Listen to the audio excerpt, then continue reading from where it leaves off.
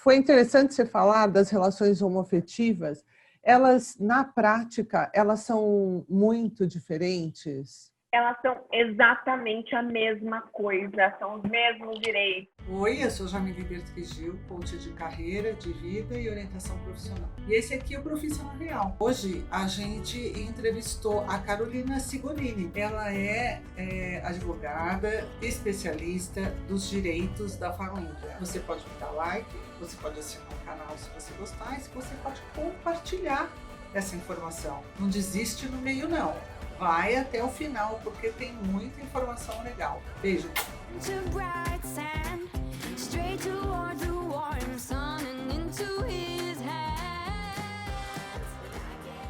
A gente estava falando um pouco antes sobre as formas de família hoje em dia. Eu queria que você falasse um pouco sobre a história do pluralismo familiar. Como eu falei antes, a gente teve um absurdo e um claro rompimento da família patriarcal, né? E muitos arranjos foram acontecendo na sociedade, quebrando muitos preconceitos. Então, por exemplo, a gente tinha desde sempre uma família que a gente chama de família matrimonial, a família formada pelo casamento. Isso já foi uma coisa absoluta. Hoje a gente já tem as famílias convivenciais da união-estado. A gente tem famílias que a gente chama de famílias multiespécies, que é a minha família, por exemplo, formada por mim, meu companheiro e um animal de estimação. A gente tem a família monoparental, que é quando existe um único pai ou uma mãe com seus filhos, que é super comum no Brasil. A gente vê carreira solo, né? Pai e mãe de carreira solo. Tem a família que a gente chama de família anaparental, que quando você não tem nenhum dos genitores, são aquela família formada só pelos irmãos. Então, eu poderia te dizer aqui mais de 20 nomes de famílias, conceitos familiares que são tutelados pelo Estado, igualmente tutelados. O direito protege todos os tipos de família. E eu creio que daqui 20, 30 anos, a gente vai ter um número que não vai conseguir contar mais de tantos formatos que tem.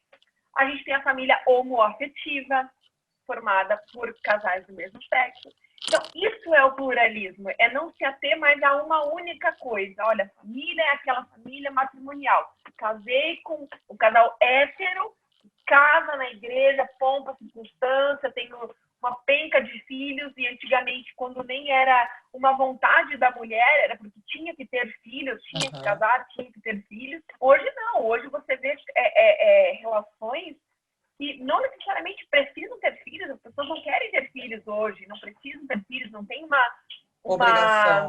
uma obrigação, né? Hoje ficou muito mais a cargo da mulher, esse empoderamento feminino. Hoje a mulher vai para o mercado de trabalho muito cedo, ela privilegia a sua profissão. Então, não tem mais isso de que mulher tem que abandonar a sua carreira para ser mãe, para ser mulher e dona de casa, né? Então, graças a todo esse modernismo, a gente tem 50 milhões de arranjos e que são todos bem-vindos, e que é isso, essa diversidade que eu adoro no direito de família. E é saber que isso, apesar de ser uma coisa que sempre deveria ter existido, hoje, considerando que a gente tem um Congresso e uma Câmara de Deputados com bancadas tão machistas, com viés religioso, que dependem de muitas coisas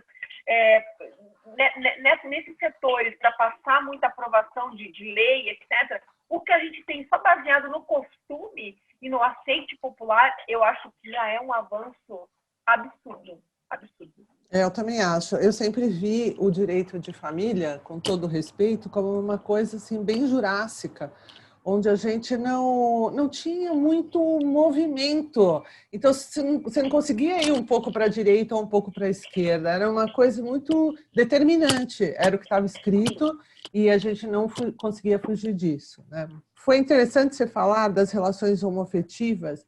Elas, na prática, elas são muito diferentes? Elas são exatamente a mesma coisa, são os mesmos direitos, é tudo, assim, engraçado. Quando a gente fala até e eu, quando me intitulo advogada de direito homoafetivo, eu fico me questionando se eu não pratico preconceito, porque o direito homoafetivo é o mesmo direito do hétero. Então, se você parar para pensar, assim, por que faz essa divisão? Essa divisão é necessária para mostrar que o público homoafetivo, apesar de ter os mesmos direitos, sofreu muito para ter esse direito garantido. Então, hoje, a gente não tem nenhuma lei que fale que o casamento homoafetivo é permitido. Não são leis, a gente não tem leis, legislação que cuida do tema homoafetividade. Mas a gente tem construção jurisprudencial. O que significa isso? A sociedade civil, inquietada com uma situação de preconceito, foi até o judiciário e falou o seguinte: amiguinho, do jeito que tá não dá mais. Por quê? Por que eu não posso? O amor é livre. Então, por que eu não posso tantas coisas que o meu amigo hétero pode?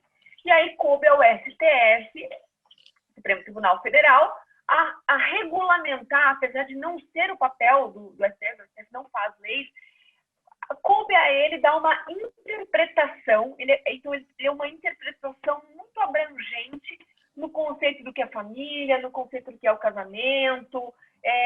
Então, apesar de não termos legislações específicas, não há nada que difere. Tem direito à herança, tem direito a casamento, tem direito à partilha de bens, tem direito a casar, tem direito a separar, tem direito a adotar, tem tudo. Então, muito mais de sofrimento, muito mais de suor para validar o direito na prática. Mas não há nada que difere do direito hétero hoje. Eu fiz essa pergunta justamente para escutar essa resposta, porque essa resposta a gente queria há tanto tempo, né? Para que a gente nivelasse a nossa sociedade, para que ela se torne mais democrática, mais justa, né? E me conta uma coisa, existe no direito o poliamor? Não, o poliamor ainda não é uma criação, ainda não, tá? Não é uma criação sólida no ordenamento jurídico brasileiro hoje. Nós tivemos um caso bem divulgado de 3 pessoas que foram fazer uma declaração de união estável, então entre 3, né, um trisal, mas que logo o CNJ proibiu e invalidou essa escritura, porque nós não temos uma construção do poliamor. A gente sabe que, na prática, o poliamor existe há séculos. A gente não faz vista grossa, a gente sabe que, na prática, existe.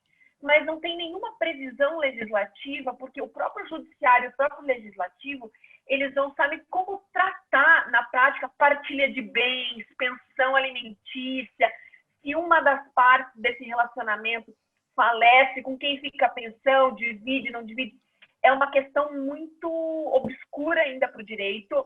Na prática, então, não se considera. O que assim, do outro lado, que não é um poliamor, mas que a gente vê por aí? Casamentos, de um lado, e do outro, uniões estáveis. Então, aquelas pessoas que vivem 2 relacionamentos ao mesmo tempo, sem que um saiba do outro. O poliamor não. Todos os envolvidos sabem daquela situação e aceitam aquela situação.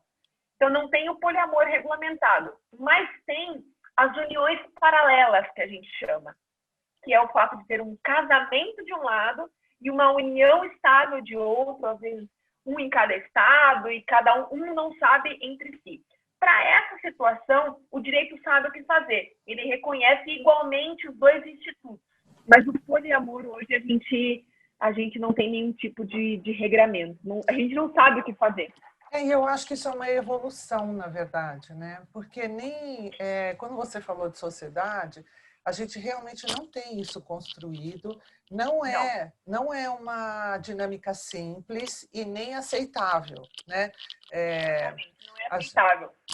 A gente tem muito preconceito, a gente não sabe falar disso. Quando se propõe isso numa relação, não é muito bem-vindo, muitas vezes. Não. Né? Então, acho que a forma como a gente é educado ainda não prevê essa liberdade toda. Né? Porque a gente foi criado, e não dá para ser hipócrita quando a gente fala em relações não monogâmicas, né? A gente foi criado para ter uma relação monogâmica. Então, quando a gente pensa que tem que... assim, é uma libertação, mas ao mesmo tempo é muito difícil. E assim, eu falo com uma cabeça de jovem também. Nem nós, jovens, estamos preparados, porque assim, o poliamor não é uma bagunça, é uma seriedade, é responsabilidade afetiva. Então, uma coisa é fantasia sexual, que é importante que a gente falar quando a gente fala de poliamor, porque hoje o poliamor ele é tido como uma fantasia sexual. Então, um viés um erotismo por trás disso, né? Uma fantasia. O poliamor não é isso. O poliamor é responsabilidade afetiva, né? É seriedade, é relacionamento, é responsabilidade.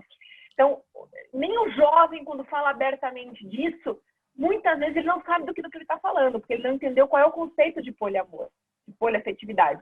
Mas eu acredito, assim, sendo super otimista, que não se demorará muito para a gente ter um regramento do poliamor. Também acho isso. É só uma questão de começar a sair do armário. Como a gente, né, como a gente falou das relações homoafetivas, eu acho que isso também demorou um pouquinho para acontecer, porque também, como você comentou, existiu muita dificuldade. É um direito que teve muita luta para acontecer, como foi o direito das mulheres também. Exatamente. E exatamente. Até hoje, inclusive. Né? E vai continuar sendo por um bom tempo. É uma construção, né? I've never known a love so steady. Even gold won't turn your tide. We flow together like an ocean. Every low and